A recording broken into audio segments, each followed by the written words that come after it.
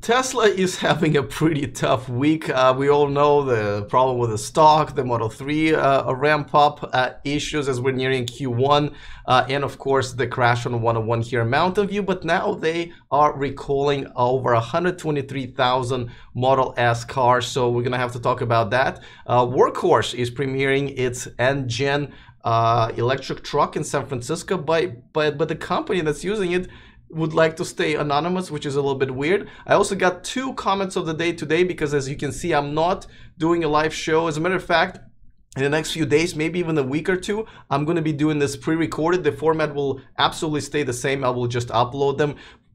For the reasons I can't even explain right now, just some bizarre logistical reasons, so I don't want to bore you with that. But other than that, it's going to be the same. But I hope to see more of you guys in the comment section as I upload these videos every day. So let's get going.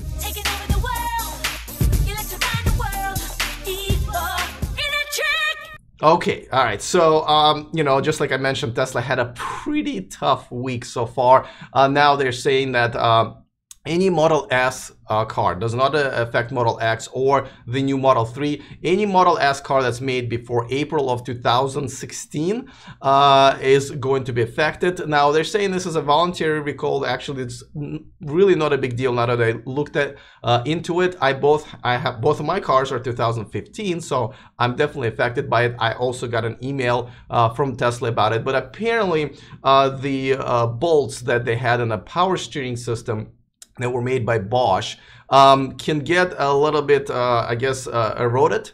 And so in that case, you can lose your power steering, which means it's a bit harder to steer your car. Nothing major obviously will happen. They said there are absolutely no incidents at all so far, but and it also affects the Model S. They're mainly in a cold weather that I believe are using calcium and magnesium type of I forget what it's called, but on the snow in those areas. So not a big deal, but nevertheless, this is like the worst timing for them to have this happen to them. I believe it will take less than an hour for it to be taken care of at the service centers. I don't know if this is something that they can do with a mobile service. I'm definitely going to reach out to them and ask, because I of course prefer that. So yeah, I wouldn't have even, this wouldn't even be that big of a deal because they have done this before. You know, for a small reason like this shouldn't really matter that much. But because they're having such a tough week, it definitely does matter. Definitely going to add to all this woes and troubles that they're having. So I'll keep my eye on it. I'll let you guys know what I experience when I go to get it done. But I'm assuming that this is really a non-story. Just it's all about timing. All right, let's move on to the next one. But before that, let me remind you that this video and this channel is sponsored by Evanex, the aftermarket accessories for Tesla. And of course, if you want to shop there and save a few bucks, check out the description of this video. There is a discount code there that they've generated specifically for this community, so have at it. All right, so the next story is pretty cool because I like this company. As you remember, I was reporting from Las Vegas from CES about this electric plug-in hybrid truck, really the only electric pickup truck on the market right now, or at least they're going to be making it this year. W15 by Workhorse. Yeah, the range is not that great on it yet, but the extender has a BMW extender, just like they have it in i3, and it can go all the way 400 miles. Including that. But let me get back to their N-Gen truck, which is a delivery truck that they finally premiered here in San Francisco.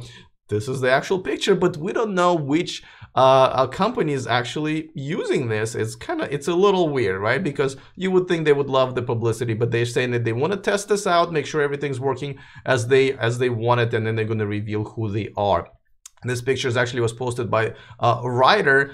It's a partner of Workhorse. They will be providing the service centers for at least the W15 truck for their maintenance. I really like this company, and I'm hoping to have one of their reps here on my show. The van looks pretty cool. I mean, I really like the look. It has about 100-mile range, but that's enough for the sort of deliveries within the city. They're saying they're looking to increase that, and I believe this one has a range extender as well. So I'm really excited about this company. I really am hoping they are going to do well. By the way, don't forget to give this video a thumbs up if you don't mind. Always helps the video out. All right, let's move on to the next story, which is, as you know, Tesla announced that they're going to be making new MCU, which is main computer unit, or there's so many people interpreting or whatever it stands for different ways, but I think it's main computer unit or whatever. So the one that's in charge, the hardware that's in charge of the screen, Tesla is going to be making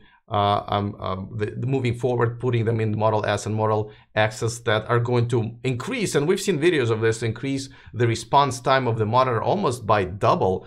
Now they're also running out the software updates for those of us who are don't have it. Now, Elon said that we can get a retrofit, but for those of us who don't have it, just going to get it a software update. And those people who are receiving them now are saying that it also significantly increased the response time of the screen. So this is really good news. This is, once again, this is why I'm so excited about Tesla, is because, you know, this is something that other car makers are not making just yet.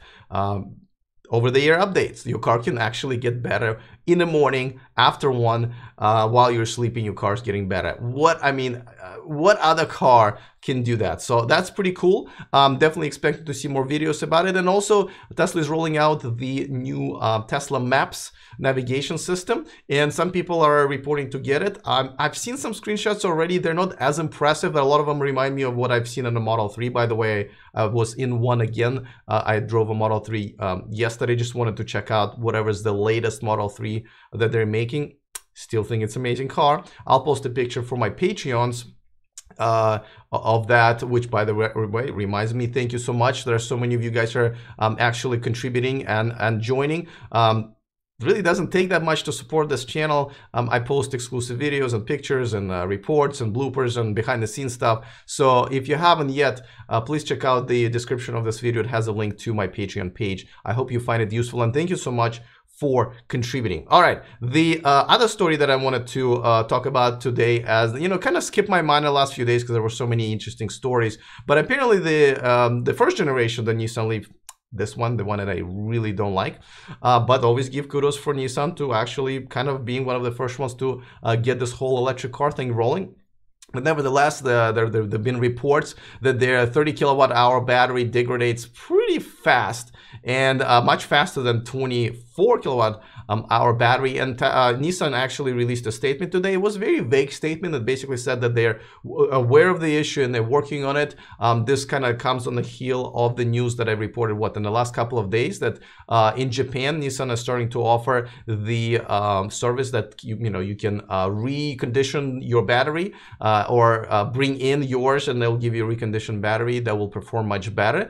And I will be under 3,000 American dollars, hoping that is going to catch on in the rest of the world. So that's pretty cool. By the way, let me remind you also that I am still going to do my Saturday show tomorrow. It's not going to be live, most likely, just like I said. But this one is with Roger Atkins. Really looking forward to talking to him. Again, his perspective is really cool. He is an electric car blogger on LinkedIn, also a consultant to a few electric car brands. So we're going to have a really great conversation. Going to post it later in the day. So please stay tuned for that. And now let's move on to the comment of the day. I have a couple of them, and they're both about the fatal car crash in Arizona, a Uber self-driving car that unfortunately killed a pedestrian. But this one, we actually want to talk about the personal.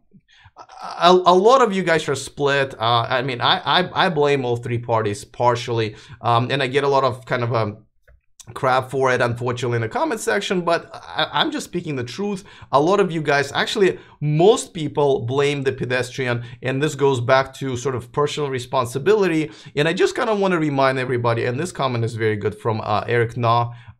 He says, got to hope today's children are taught to look both ways. It is to absolve drivers of negligence? Nope, it's because in the event that something fails, you get to grow up. What if the brakes fail? Is that driver's fault? And he goes on to talk about it, but I think, again, I can't stress enough the personal responsibility. Don't forget, it doesn't even matter whose fault it is. And he's right. It's not always driver's fault. Brakes can fail, or a lot of other things that can go wrong, right? You can be in a darker area than you think. Just after all, it's your life. After all, it's your health. So you got to look left and right like we were all taught when we're young. And I think it's still a good idea now, regardless of who's got the right of way, right? When you're dead, it's really, you know, pointless to argue who was right and who was wrong. And another comment that that I see here is from Stans Robotho. Sorry guys, sometimes you have usernames I have no idea how to pronounce. He or she says, whoever told you when you came to the US that you should expect drivers to stop for you if you step out in front of them, suddenly wanted to see you get killed. Now, I don't remember who told me that. I hope it's not my mom, but I can tell you just from my experience, this is what I see here every day on the roads. Pedestrians walk right in front of you, especially in the bigger cities, and they're on the cell phones or whatever. Yesterday, the bicyclist just started crossing the road, even though I had a green light and he had a red light, and I honked at him like, kind of, dude, are you serious? And he looked at me like, are you serious? How dare you honk at me? It's my right of way. So I just, you know, I think just common courtesy and just stuff that, you know, our parents taught us when we're young can go a long way in, you know, staying alive thing that I think I personally like a lot. All right, so again, well, I'm really missing you guys here in this section to my right, to my right, to your left, I guess. To my left, to your right. Hopefully we'll fill it up pretty soon. Just like I said, this is kind of out of my control. I'll see you in the comment section. Don't forget tomorrow, my interview with Roger is going to be cool. I'm definitely looking forward to that. So see you tomorrow. I'm going to post a video around noon or so whenever we're done with our interview, and I can post it, and it's really up to YouTube. Well, I had a good time all by myself without you guys in the chat room, but that's okay. We will have fun some other time. Other than that, see you guys next time, and remember to stay charged.